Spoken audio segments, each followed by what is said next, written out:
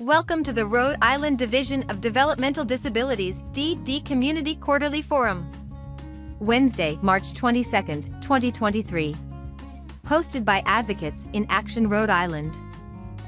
On this screen we've shared a copy of the agenda for the March 22nd Community Forum.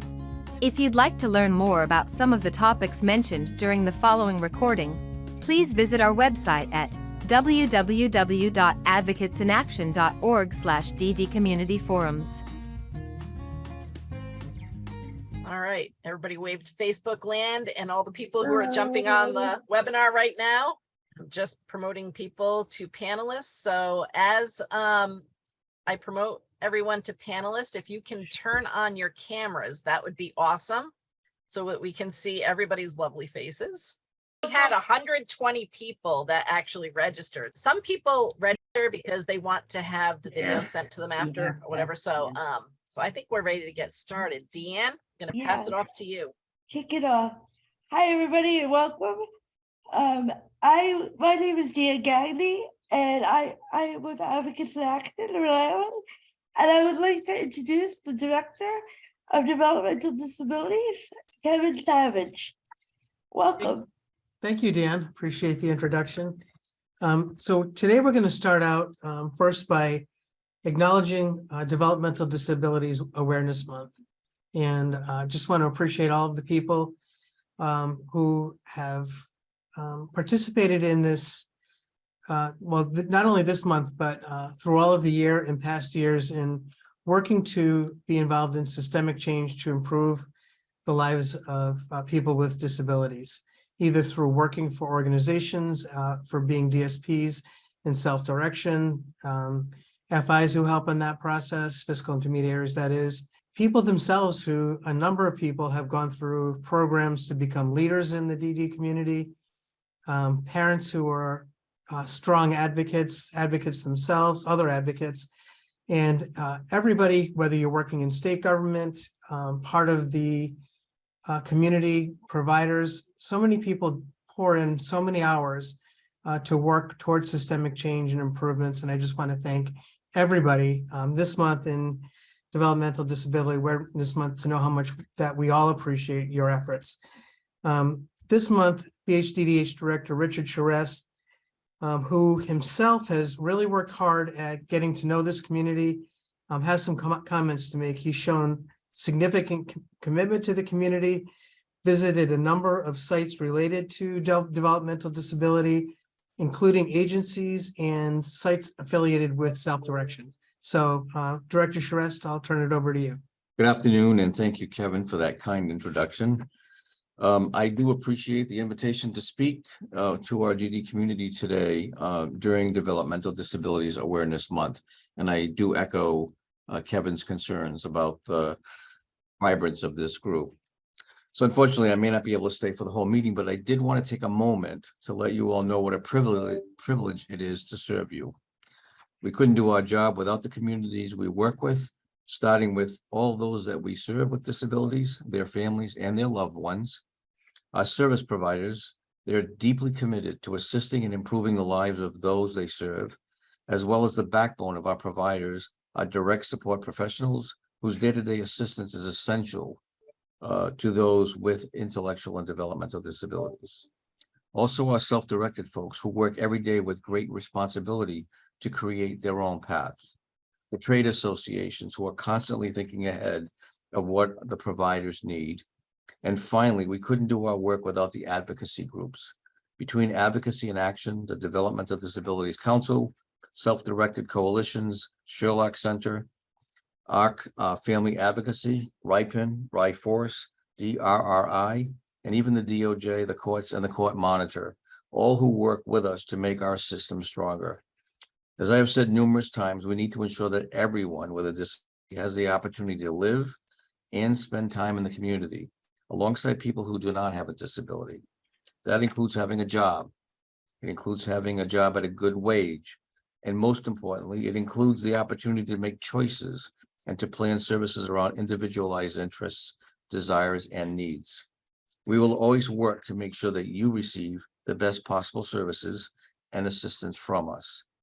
We need your voice to be heard to do that. So please reach out to me or Kevin when you need to, and together we can continue to make our system even more robust and person-centered than it is today. Thank you for that, and I hope you enjoy the rest of the community forum. Thank you.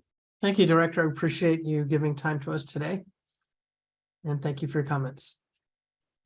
So we'll start the meeting. We have a sort of standard agenda, and then we're going to move into things that are a little different. And we have outside presenter today, so we look forward to that. So I'm going to go through our regular updates pretty quickly so that we can give time to other people who want to talk. And then, as always, open it up to the group to let us know what you're thinking, what your concerns are, and hear some of the things that you're excited about and some of the concerns that you have that you would like us to address.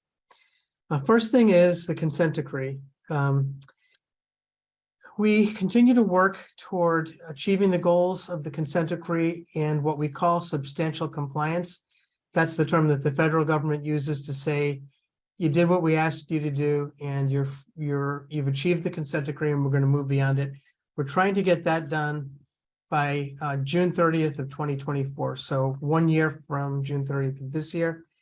And we have regular meetings with our oversight kind of partners. We meet with our legal team, the Department of Justice, the court monitor.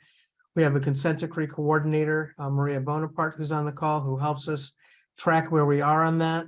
One of our key people in helping us achieve that is Heather Mincy, who does a significant amount of work on consent decree compliance areas that we try to achieve under a court-ordered action plan.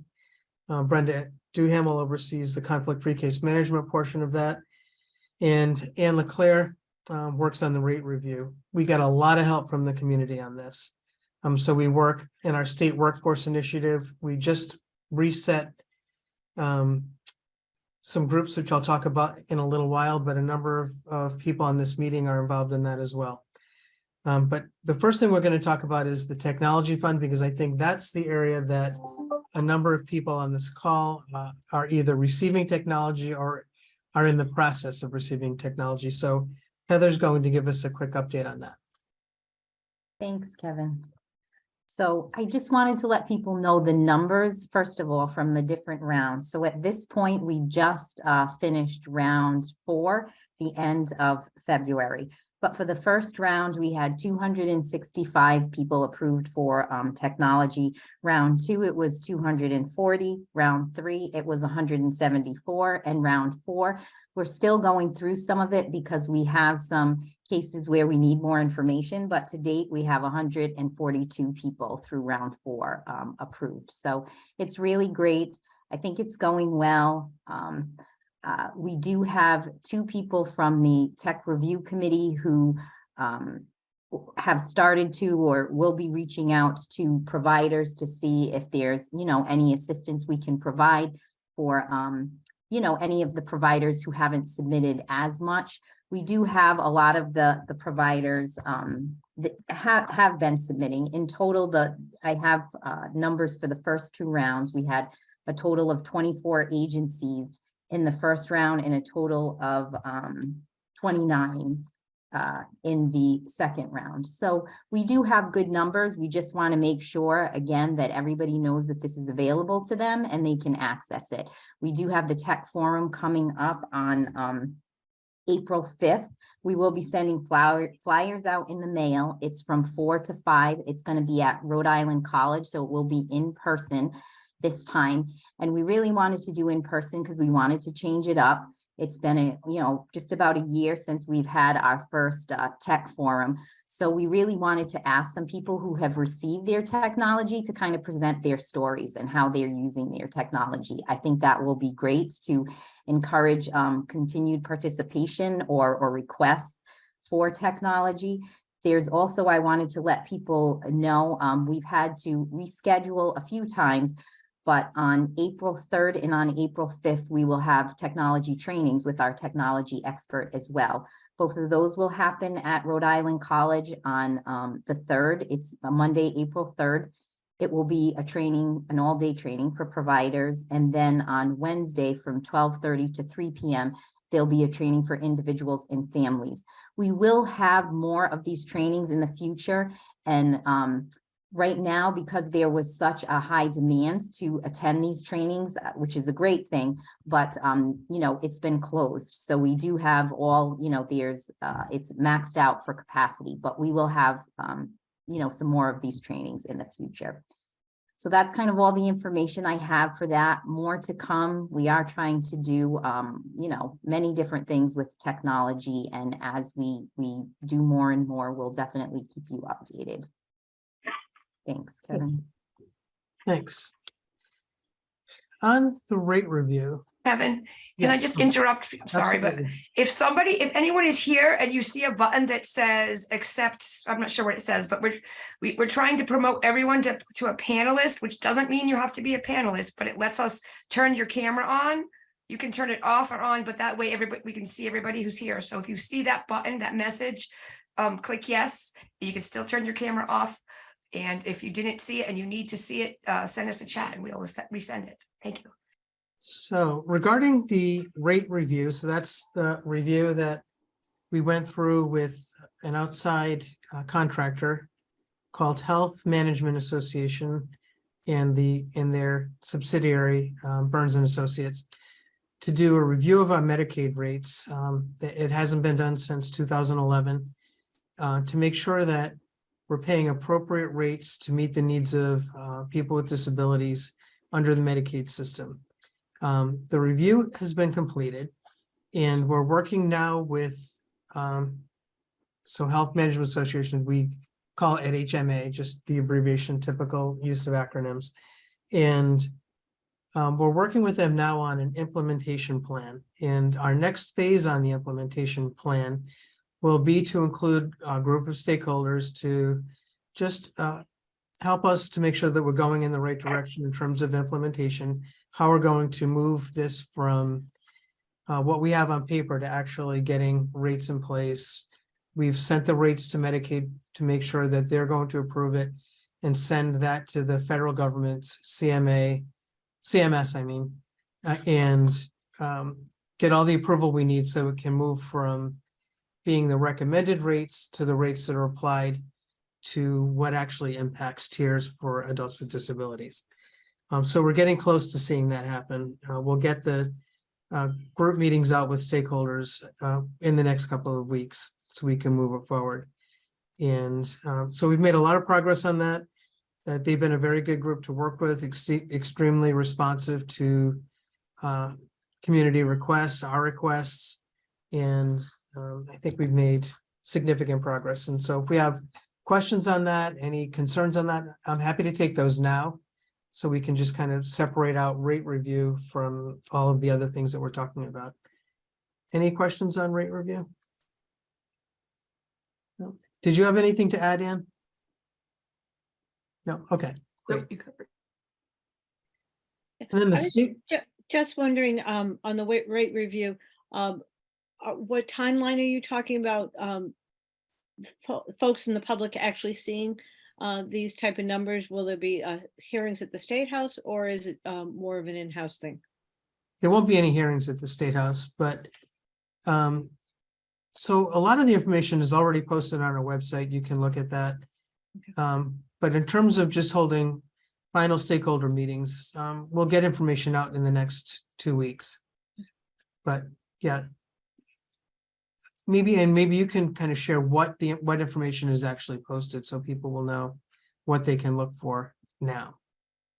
The full report with all of the proposed service definitions and the new rates are now on our website, along with the initial presentations that were done before everything was finalized. It's the pest. It's the pest again. It's not a question for them. There is a place on the bottom of your screen that says Q&A. And if you need a picture of it, I can show you that. But rather than typing questions into chat, if you could put them there, that will help us find them.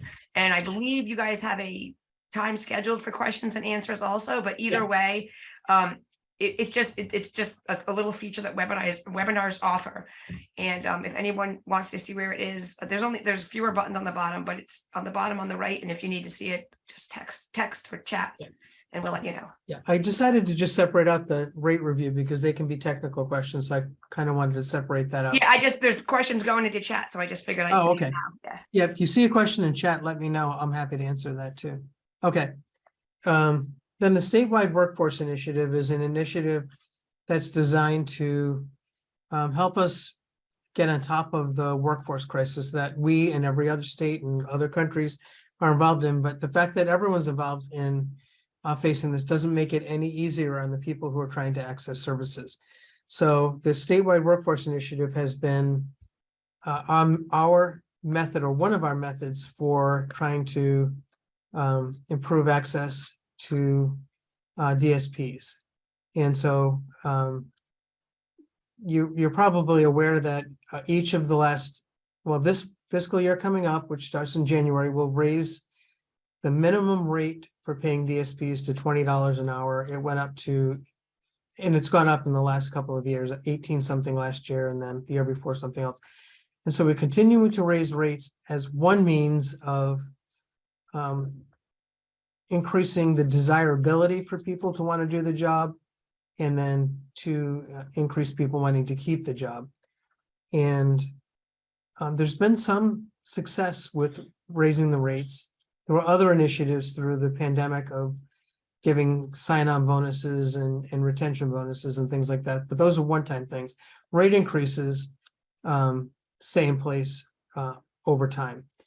But the statewide workforce also looks at a number of different areas of recruitment, retention, training, and methods for the long-term solution for how we stabilize the workforce and build careers in the workforce, so that people want to do that, stay in the workforce and grow in their career, and then bring other people into the workforce, so that we have a sustainable workforce and a career type workforce where people are able to and want to continue to be involved in this field over the course of their lives.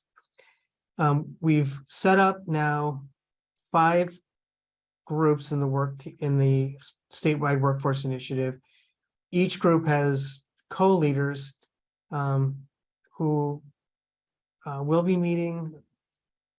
In fact, I believe we'll be meeting this month. I think the meetings are set up to relook at what their mission and purpose is by work group initiative. And we'll get that going this month, and we'll see some movement on it. And I know that a number of people in the group, I don't want to start singling people out, but it constitutes people both in provider groups, people who are affiliated with self-direction, stakeholders, just people who have really shown interest and ability in particular fields to help move this process forward, work with provider agencies and self-direction to build workforces on both sides of the equation, so that access to DSPs is available across the entire system. So we can build the availability of people who want to access community supports, employment supports, and all areas to meet needs of people. And we know from the pandemic that really became a crisis, but heading into the pandemic, we also know we were also suffering from a significant lapse in our ability to recruit and retain staff. So anyway, we can talk about questions and answers on that later. But I also want to just I worked with a number of people in the community on this, and I'm reluctant to start naming names, but so many people have had input. I'd like to thank all of you. Mary Beth Canoyer has been helpful. Sheila Coyne, Will Bodwin has given great advice over the years. Claire has been amazing. So many people have just been willing to be amazing advocates, given up their own time to make sure that the state and even other advocates are getting the message that we need to get this right, so that adults with disabilities are able to access community and access employment the way anybody else can, and that there are specific steps that we need to take to get that done. So I really do want to thank everybody who is involved, people who have welcomed the need to change and have actually had the courage to make changes, because we're not going to do it getting the thing doing things the way we always have. We have to change the way we do business. And that's hard to do. It takes time, but we're plugging away at it. And I really, really want to thank the change agents and the people who have been willing to make changes along the way. And we're heading into progress, but it takes so much time. And so for the people who have stuck with it, and which really are the people on this call, thank you so much for your work. It's been amazing. So I'm going to tell you, caseload estimating conference. This is a boring topic, but I'm just going to really tell you that because of the consent decree, BHDDH or the Division of Developmental Disabilities got involved in the caseload estimating conference. The benefit to that is that it requires the state twice a year, the division, to present our budget, our budgetary needs based on caseloads, based on the number of people that we're serving, and the budgetary requirements to meet the needs of the population to the legislature, so the House, the Senate, and the Office of Management and Budget, so that the budget is set in a formal way. And not merely based on, so the way it used to work is, what did you get last year? This is what we're going to get this year. This is what we're going to cut because everybody's being cut. We're not involved in that process anymore. It's a process that formally looks at what the population needs and tries to project that in a manner that kind of pulls apart the caseload, the services required, the anticipated growth or decline, and then sets the budget accordingly. And you can watch it on TV. It's a blast. And so we're involved in that going into May. Well, it's actually going to be held in April. This will be our 4th time doing it. Is that right, Heather? Yeah. I think we get better at it every time. We have a dedicated leader, fiscal leader, who's actually a data person, Marilyn, who takes the lead in organizing our presentation. She has an assistant who helps her with the process, but it's really beneficial to the DD community to know that we have a process for setting the budget that's designed to meet the needs of the population. So that's why I put that in there. That's coming up, and we'll be going through that before we have our next forum. So I wanted you to know that's coming. It's in April, and then the findings actually come out at the formal conference in May. Conflict-free case management. And that's Brenda Duhamel. Hello, good afternoon, everyone. So what are some updates on conflict-free case management since we've met last? We had put out a strategic plan. EOHHS's was on EOHHS website. We received a ton of feedback. And if you go and you look on the EOHHS website, there is responses to all of the feedback that we've received. With that feedback, we revised the strategic plan, and there is a new updated strategic plan that was completed on March 1st. So I encourage you all to take a peek at that and to see some of the changes that were put in based on feedback. EOHHS submitted their corrective action plan to CMS, our federal oversight body, on how we will come into compliance with the federal rules. That was submitted on February 3rd, so we are awaiting response from them. There is currently on the purchasing website a request for information. So we are looking for additional feedback from potential providers of conflict-free case management and how they might approach conflict-free case management, and whether there are any issues in the strategic plan that they would like to us to address or suggest changes to in order for them to become a potential provider. So that's out there until April 7th. So we're hoping to get some more feedback through that avenue about potential providers for conflict-free case management. And while that is up there, we are beginning to work on a plan to pilot a curriculum and a training plan for potential new conflict-free case managers. And we want to do a pilot that we would start in June, where we train a group of sort of potentially qualified plan writers to on conflict-free case management, and then sort of pilot that work and have a few folks who volunteer to go through conflict-free case management and help us learn from their experiences. So we're in the beginnings of sort of figuring out how we might pilot that, but we're hoping to begin that pilot in June. So more to come on that. Can you say where online where we could go to get more information about this initiative? Sure. Everything, I'll put it in the chat, but everything is on the Rhode Island EOHHS website, and it's under initiatives. Okay, and is this still in the, we're gathering information to see if we can do this stage, or is it actually moving forward in Rhode Island? I'm the parent of 2 adult kids that are receiving services. Sure. So it is, we are currently out of compliance with federal rules, so we must implement conflict-free case management.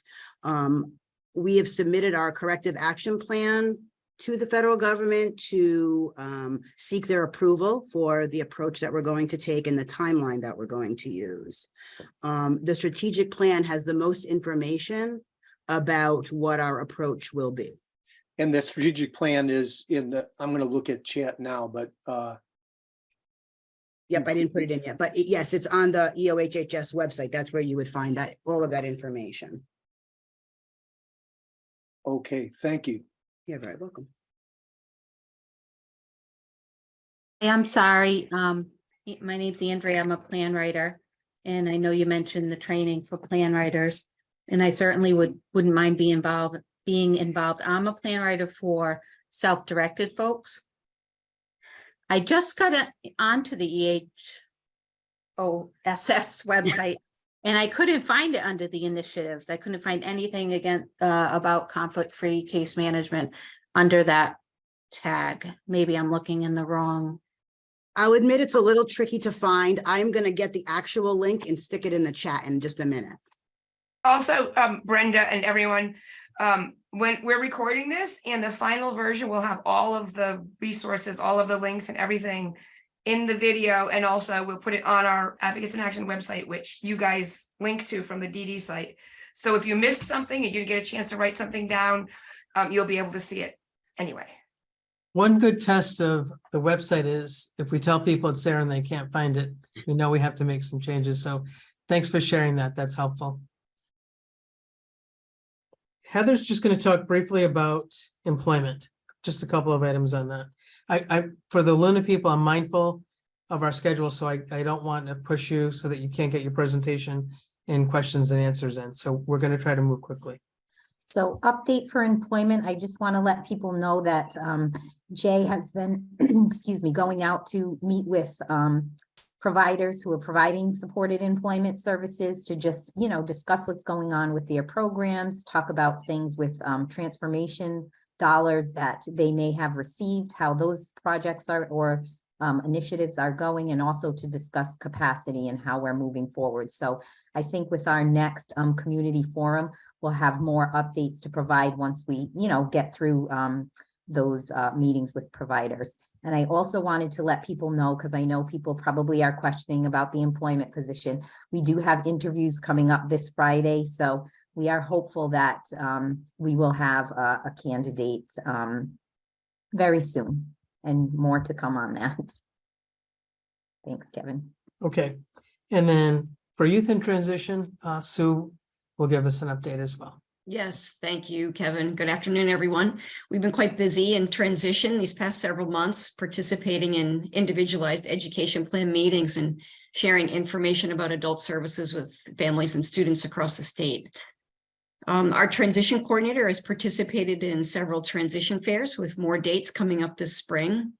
These have been really great opportunities to share information with students and families and hear what matters most to young people during the transition years.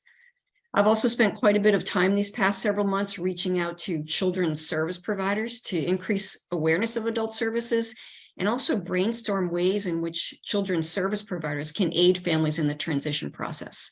So this communication is providing information to all involved that will help families understand and navigate the differences in the structure of children's versus adult services. I've also been fortunate enough to join Jay McKay as he meets with adult service providers to talk about employment and the process of transition for young adults. And I've also been invited to join ORS and the regional transition coordinators in discussion with transition program staff in various school districts.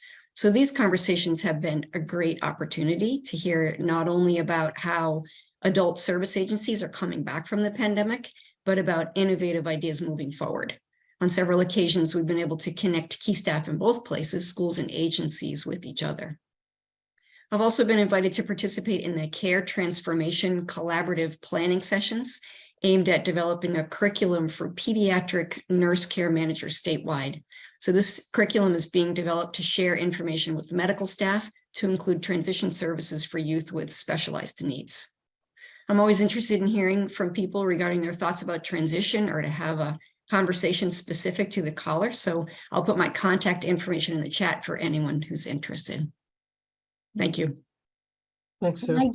Can I jump in, Kevin, for one quick sec? There's one thing I think important to mention about some employment and ORS stuff.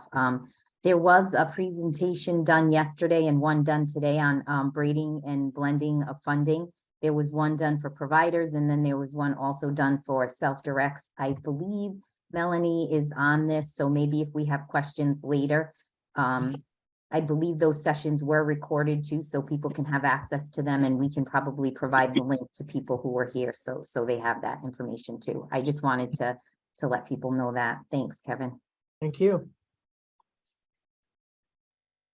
The last thing I want to say for today is, well, I want to just thank Advocates in Action for hosting, Deb and Michelle for setting things up, but especially Dan, thank you so much for your leadership.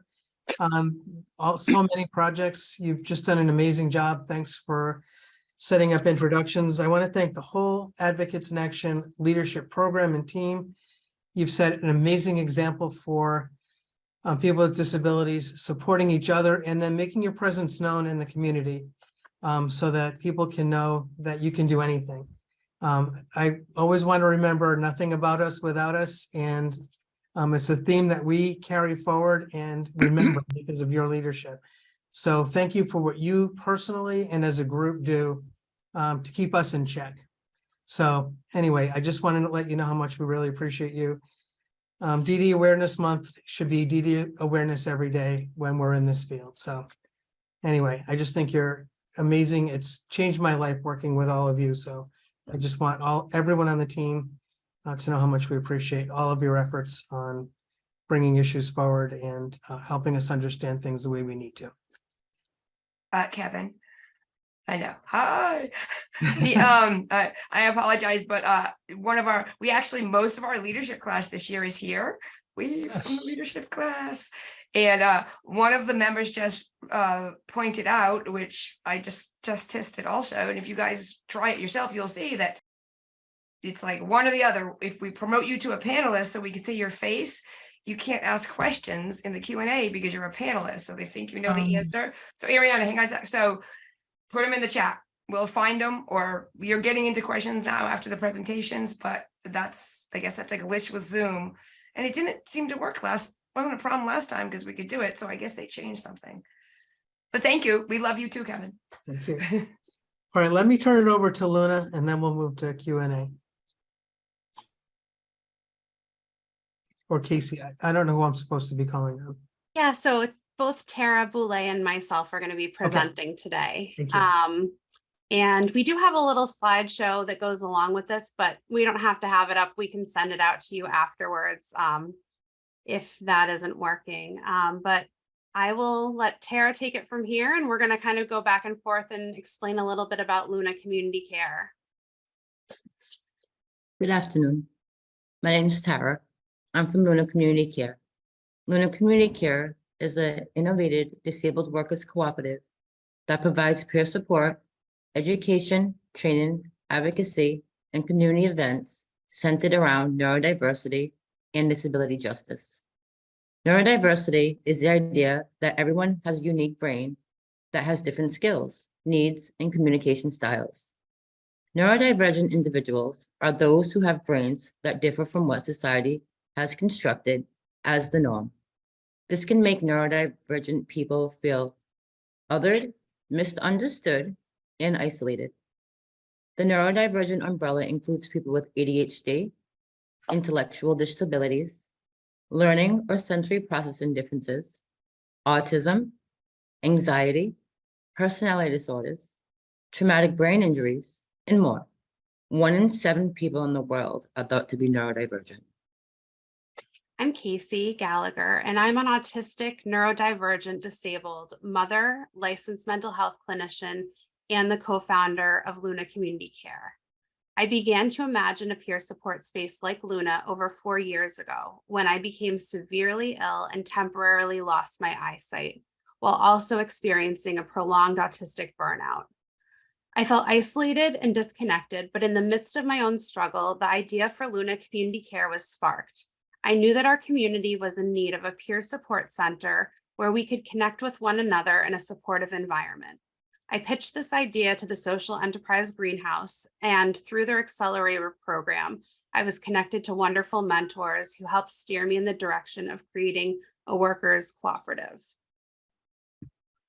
Casey and I met in the early days of the pandemic when Casey was running a mutual aid organization for disabled parents. I've had a lot of experience working for peer support organizations, but I didn't always feel like they met my own needs. When Casey and I started to meet to discuss Luna, I realized it was a great opportunity to develop a new peer support organization that offers programming that is of interest to me and others around me, a place that is neuro-affirming, where I feel welcomed and validated as a whole person. As someone who receives disability benefits, I was also interested in exploring alternative means of paying workers, including through ABLE accounts. We moved into our space at Hope Artis Village in Pawtucket in October 2021, and at Luna officially opened for business in September 2022. Since that time, we have had between 25 to 35 member visits per week. Luna's vision is to improve the quality of life for neurodivergent and disabled adults and to promote a shift in the culture, attitudes, and acceptance of neurodivergent and disabled individuals in the community. We do this by providing programming for folks who feel as if the outside world wasn't built for them. We support individuals who think, act, move, socialize, and communicate in ways that are different from socially constructed norms. Luna is a neuro-affirming, gender-affirming space where one can be their authentic self without having to mask or be judged for our differences. Our programming includes a drop-in peer space, special interest clubs, peer support groups, resources, self-advocacy, and self-employment support. Community events, workshops and training, and consultation for businesses and organizations looking to improve disability inclusion. While neurodivergence is typically defined by our social, emotional, and communication differences, when neurodivergent peers are around one another, these differences are often met with acceptance and viewed as strengths. Community is at the core of everything that we do, and we're in the process of creating a member-led collective so that we can ensure that the voices of individuals most impacted in our community will be leading the way. Currently, we have 3 weekly drop-in sessions, as well as 2 weekly and 1 monthly virtual group and 2 special interest clubs. We also have offered art, gender-affirming makeup workshops, accessible walks with queer hikes, and are in the process of co-creating a variety of center. Did your sound go out, Tara? No, I skipped. Oh, it's okay. So Don't worry. we have all of our- also offered art, gender-affirming makeup workshops, accessible works with queer hikes, and are in the process of co-creating a variety of different events and activities with local organizations like Revive, the Roots Farm, SHIP, the Center for Sexual Health and Pleasure, PVD Streets Coalition, and RAMP. An upcoming workshop this April is called Know Your STEMs. All of our programming is led by individuals with lived experience. Tara and I have been the primary funding source of Luna at this time, and we are still all operating on a volunteer basis. As a disabled workers cooperative, it has been an incredible struggle to find available funding opportunities, and we need the continued support from community members like you to champion the work that we are doing in order to improve our sustainability. We are also seeking collaborative partnerships and sponsorship opportunities. Most of our programming is offered on a sliding scale of $5 to $30. However, we also offer occasional free programming, and we're working at looking into Medicaid billing for the community health workers and peers that facilitate our programs. We also offer monthly memberships for individuals paying through their own funding methods or as a part of their individual support plans. Luna is in the process of building a member collective, and one of our goals is to increase cross-disability solidarity by building connections and collaborations with individuals and community partners who have members with lived experience. If your agency or organization is interested in discussing this with us, please let us know. If you know of individuals who are interested in being a part of this community member collective, please have them reach out. In addition to this, we're also always looking for peers to help us run drop-in programming, support groups, activities, and events. At this time, we'd love to open this discussion up for any questions you might have about Luna Community Care.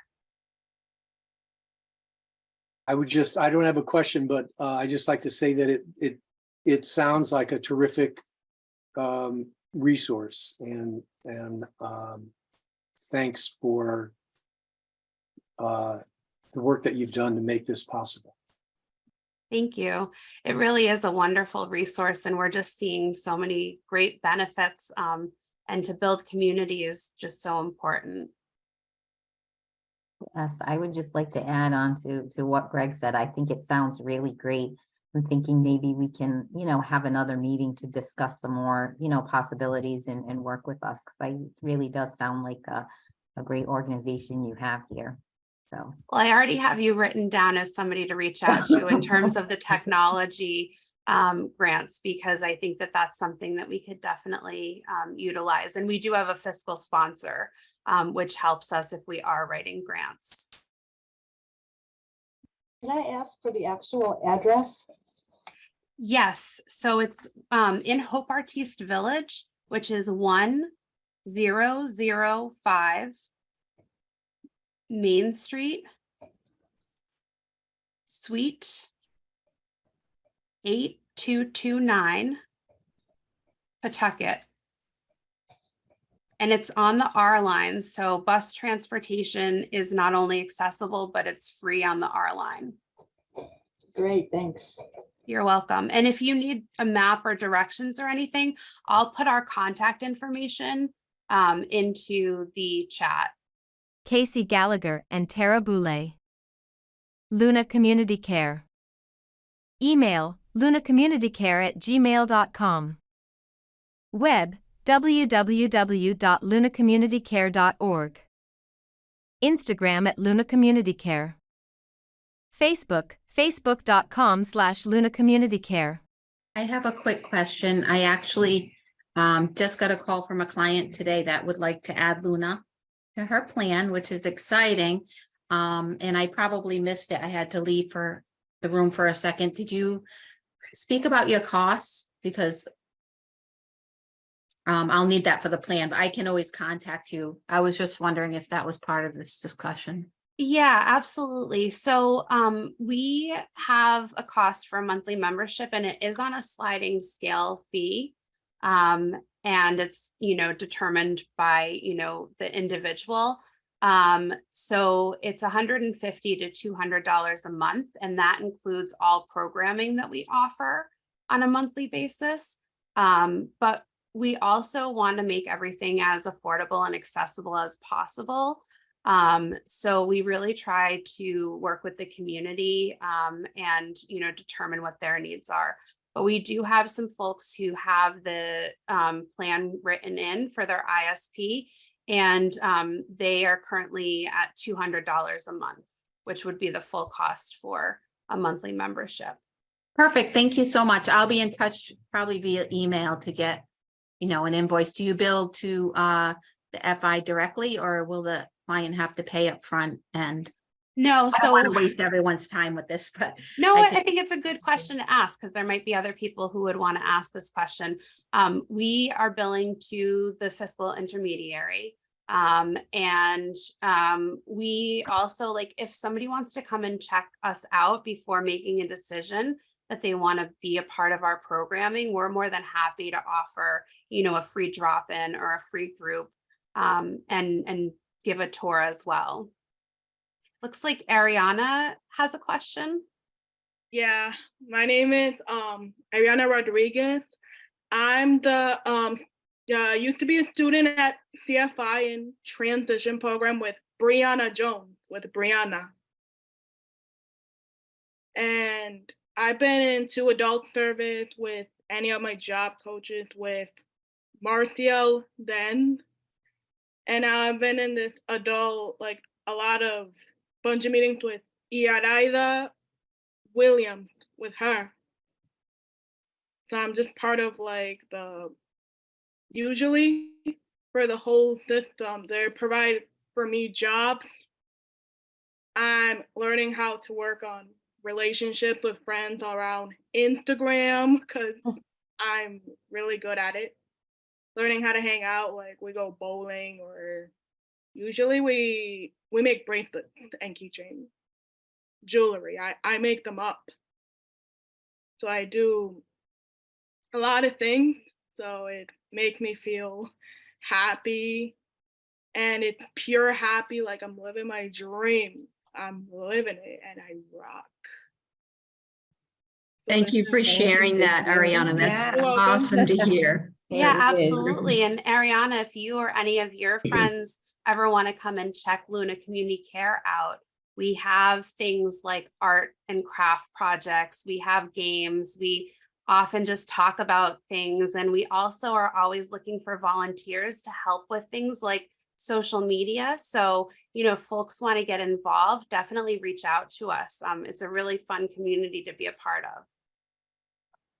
Is it okay? So Ariana, Casey, so Ariana, the stuff you said you're awesome at, maybe you could go volunteer there and help other people be awesome with it. We also really look at volunteers because this is a solidarity community. And so if somebody's volunteering and supporting us, we can give a reduced rate on, a membership, or we can give a reduced rate on, programming, because, it's more important for us to build that solidarity and community care. Obviously, we need to be sustainable, but I think that, it's really important to have everybody, who's with us with lived experience, helping out with the things that we're doing. It creates a real sense of community ownership. Do you guys rent the space out because I keep seeing the gorgeous pictures and you do? Or do you have? We are happy to rent it out, and we're actually having OSCIL has their youth group meeting. I believe it's next Friday on the 31st, and they're going to hold that at Luna. Nice. I think we have one more question from Vincent. Oh, sorry. Go ahead. I got you. Billy. Go ahead. Okay. Thank you. Yes, I was actually wondering, do you provide your services to, I guess it would be considered a group home, instead of individuals?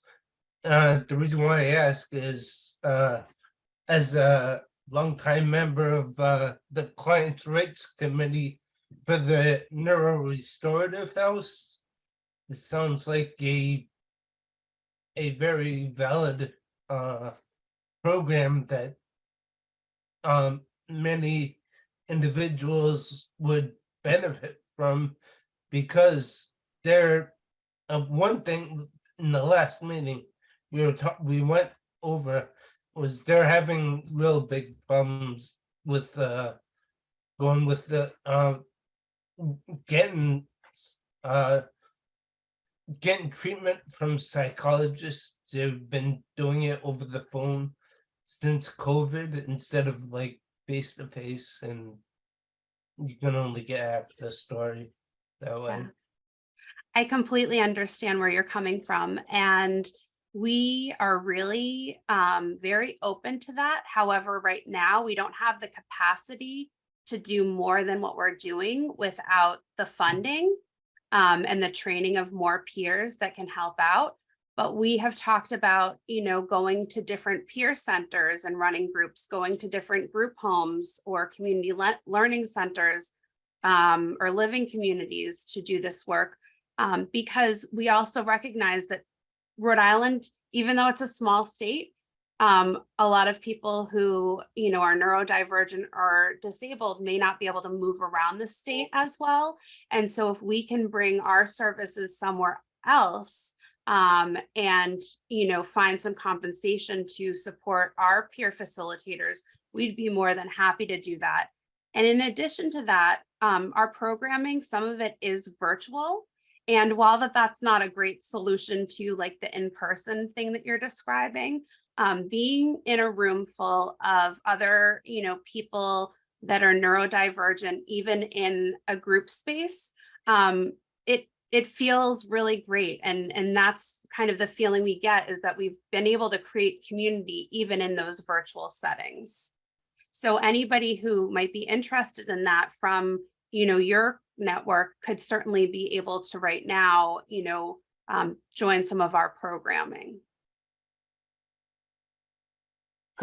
Vincent, let me just make sure that we're all talking about the same thing, and likely you are, but were you talking about the service actually coming to the group home, or your group as a group being transported to Luna's program facility? Well, kind of like both. I was actually seeing if, the individuals could go separately, but if they could do a group rate, you know what I mean?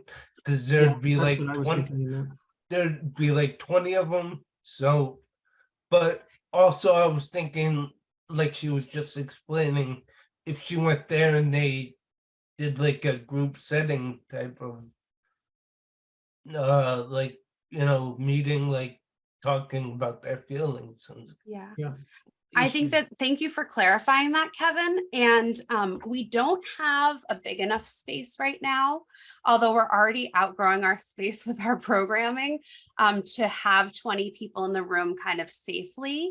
But, we could be flexible. We work with the Outsider Collective, which is another organization, and they're right across the hall from us. So if we had a bigger group that wanted to take part in something, we may be able to use those outside of the Outsider Collective hours. So I might suggest that when you meet with Heather, and if there was a group home that wanted to join as a group and they could do it at a lower rate, maybe that's something you could work into. Like, it wouldn't mean that all 20 people in Noro went at the same time, but if they joined as a group and could go in individual sessions, they could get a lower rate. And I think that might be also leaning toward what Vincent is talking about. I don't know that we want to tie this meeting up with that, but that could be a good conversation to have with Heather as we move I think forward. there's a few, I think there's a few things we can talk about when we meet to go over Definitely. some ideas. Are you a Medicaid provider? We are not. Not yet. Okay. We're looking into it. You talked about, so Yeah. that's something I think we could discuss too. Yeah, Like, I that's- we can that's another discuss a thing, yeah. few things with you. Yep, definitely. It's bad you can't end right now on that positive note, Kevin. That's pretty. Yeah. So I crossed one thing off my agenda because I don't want to talk about it this time.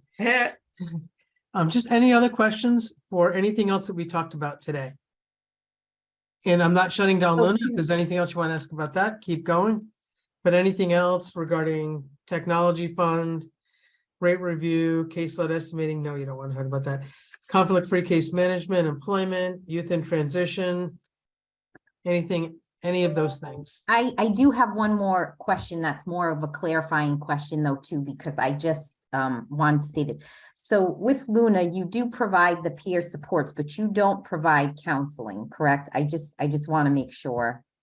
No, I am a licensed mental health counselor, but we do not provide any counseling services. So just wanted to- We provide the peer support services. Yep, thank you. Enma, Everybody, my name is Enma. I work with Lasso, with both Amy and Marcel. And I have another part-time job that my sister Amy is very interested in also getting employed at. And I don't think it's a job that she would be able to do by herself. That's where I would come in. And I was wondering like how I could go about pitching that to the job, because I don't think they do that. So like what is the process for like asking an employer about having somebody with a disability employed? So I'll turn it over to Heather or Jay, but what I would recommend is that you talk to either Heather or Jay in the department and then work on a plan for how to approach that with some support from a professional in the department so that you're not trying to do that on your own. Mm-hmm. Okay. Yeah, I agree with what Kevin said. You can reach out to me. I'll put my contact information in the chat, and we can talk about ORS services or whatever services, and we can get you set up. Okay. Okay. All right. Thank you. Thank you. Someone's very happy. I just wanted to say, wouldn't that fall under like a special accommodations for a disability? I think it depends on the situation and exactly what they're asking. And I don't want to get into case specifics here. That's why I think it's good that Kevin said she could reach out to us so we could talk about it. It does sound like her sister needs some supports, but we would work out what that is. Yes. Emma, we can, and Amy, we can talk about that a little bit. I mean, we do talk about stuff like that in the class a bit too, but if you can't do that job, if anyone needs a babysitter, her sister is amazing. I just wanted to jump in here too while we have 1 minute. I just wanted to go back to something with regards to the technology. I was trying to get through some things quickly just because I know we had a lot of agenda items, but I really would be remiss if I didn't say what a great job our technology team has done. I mean, it's been a year. We started this technology fund, never having anything like this. There's not really something that's exactly like this in other states too, to kind of mimic off of that. So we really had a lot of work, and our team members are great. We have our tech expert, Jennifer White, who's been amazing, Andrew McQuaid from the Sherlock Center, who's been amazing, Kim Einloff from the Sherlock Center, who's been amazing, and our own Jay McKay, who's really done a great job and stepped up to take on some more work with the technology fund, which I greatly appreciate. And also Cindy Fusco too, who's been great in giving us a lot of support with this work too. So I can't state that enough. It's a lot going through all those requests, reaching out to people, getting more information, just trying to figure out some things we need to know, updating our information regarding how to put in the requests, what stuff you need to submit, updating our frequently asked questions. So I just really wanted to put in a plug for how much work goes into that and what an amazing job, everybody has been doing. I thank you guys all so much all the time. Thank you. Kim's name is coming up a lot, Kim Einloff, but she's also leading on the statewide workforce initiative, the convening council. She's facilitating the leadership meetings for that whole council. So double hats off to you, Kim. Thanks. Kevin, there were a couple questions in the chat. Do you want those now? Or Yeah. is there? One of them is from Dory Carter. The Conflict-Free Case Management Strategic Plan states an exclusion of individual HCBS participant plan writers. It says, the state will no longer pay for individual HCBS participant plan writers who are not permanent or contractual employees of a certified CFCM entity. Will this affect a person who's doing self-direct from using the same plan writer? And Dory, if you're still here and you'd like to clarify that, just raise your Sure. hand. I think I can answer that question. So the state is currently not in compliance with federal rules by having independent sort of plan writers. So that's part of the reason why we need to develop this conflict-free case management entity. So in a future state, if you are an independent plan writer and you meet the qualifications that are in the strategic plan, then you would be eligible to apply to work with a conflict-free case management entity and do the work through them. But we as a state will not be able to pay you independently as we have been. Regarding conflict-free case management, has it been clarified if a plan writer can also be a case manager for self-directed individuals?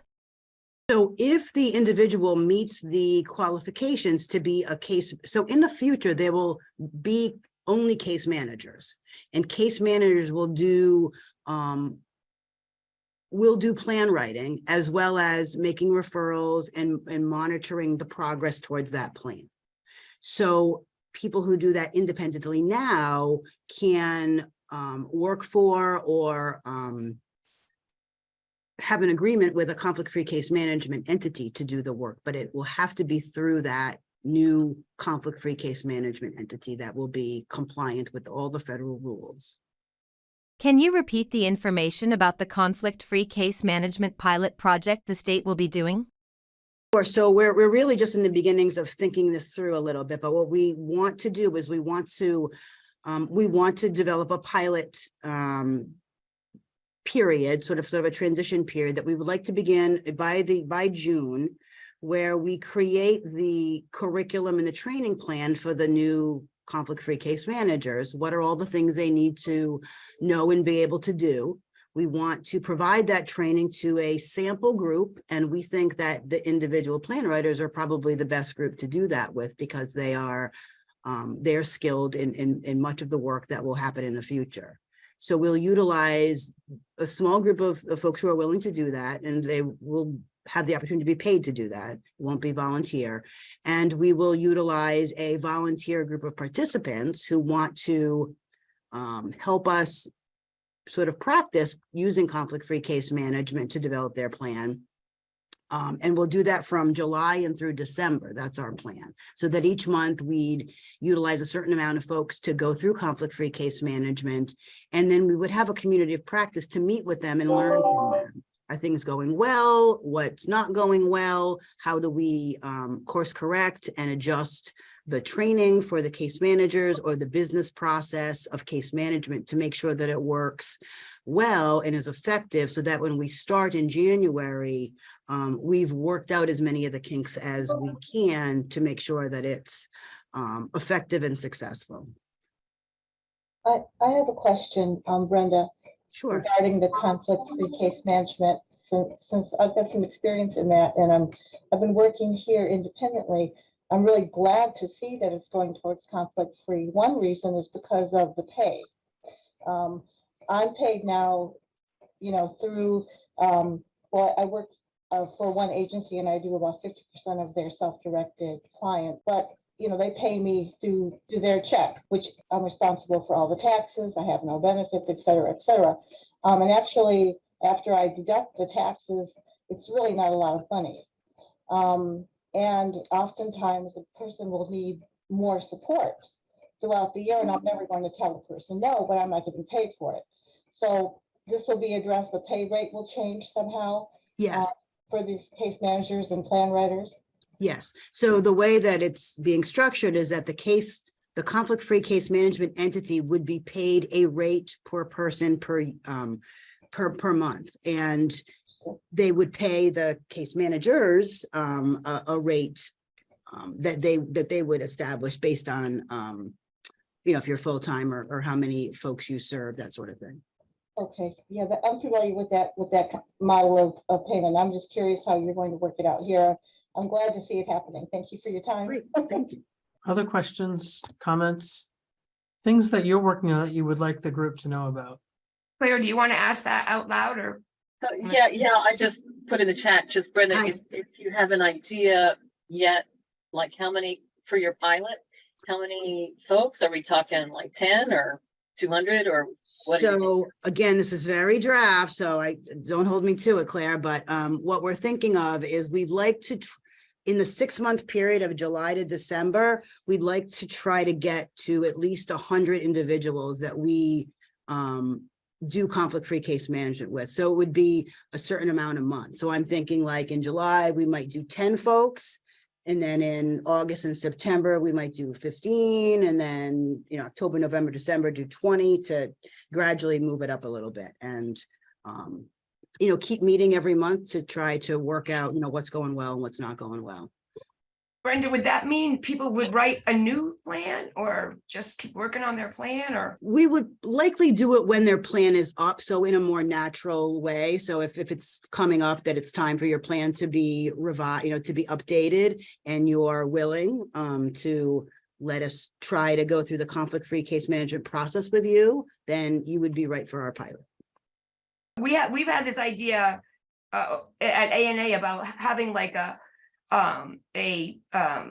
planning team, like a group of people that could help people write plans, including like mostly people who get services themselves. Is there any possibilities of like a team of people that could help you with your plan instead of just one plan writer? Do you see any way to make something like that work?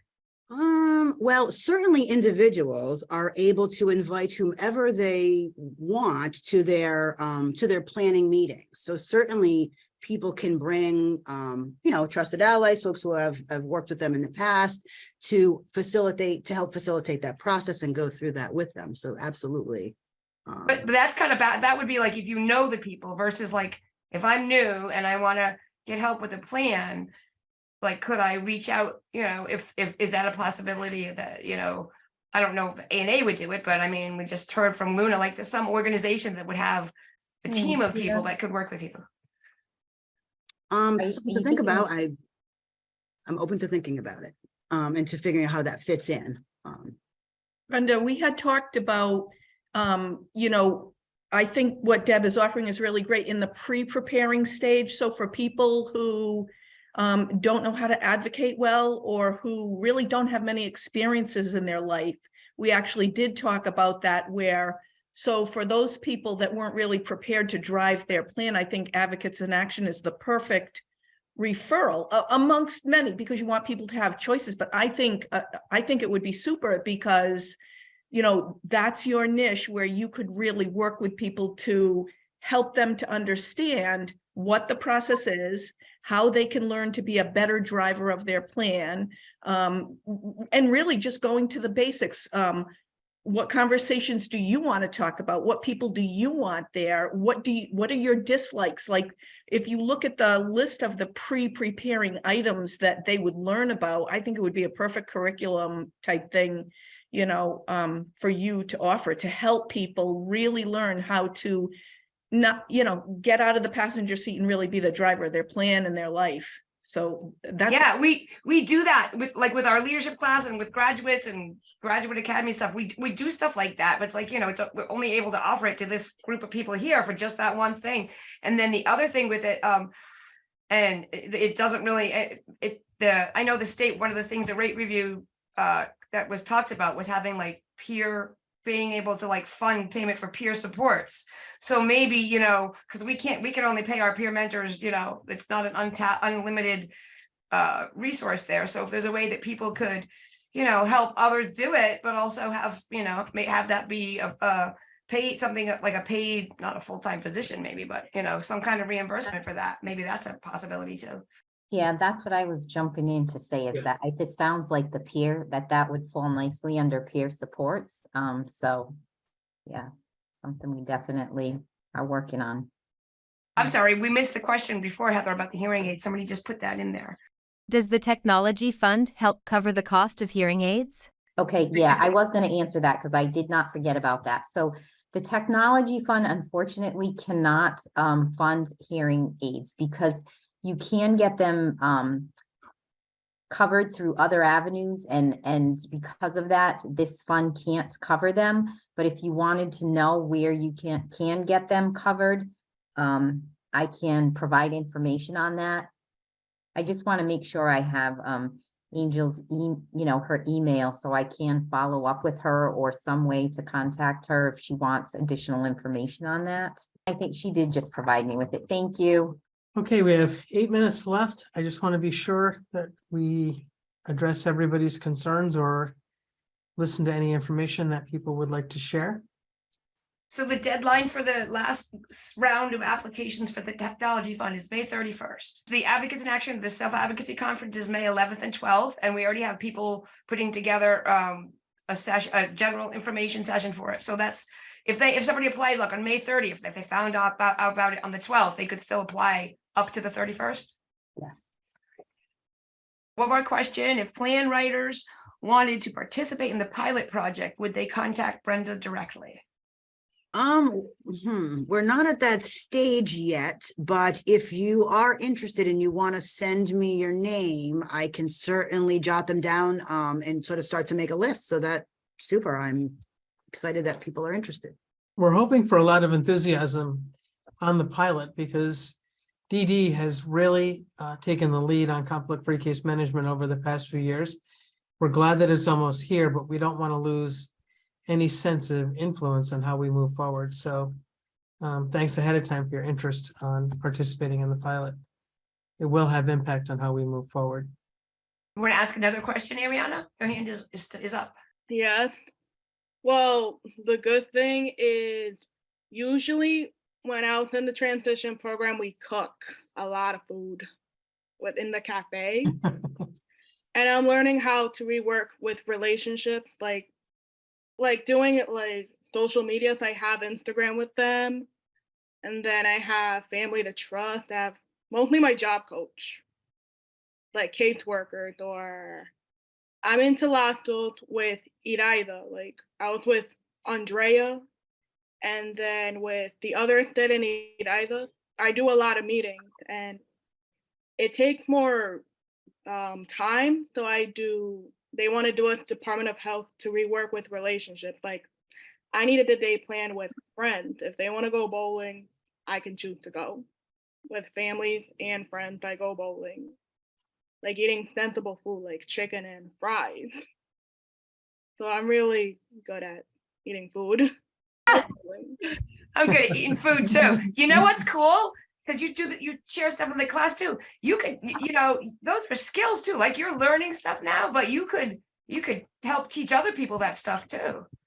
Keep doing it. Heather, did you see more questions about the tech? Yeah. I did. Yes, I'm I'll say that, responding right now. Okay. I am. Thanks, Deanne.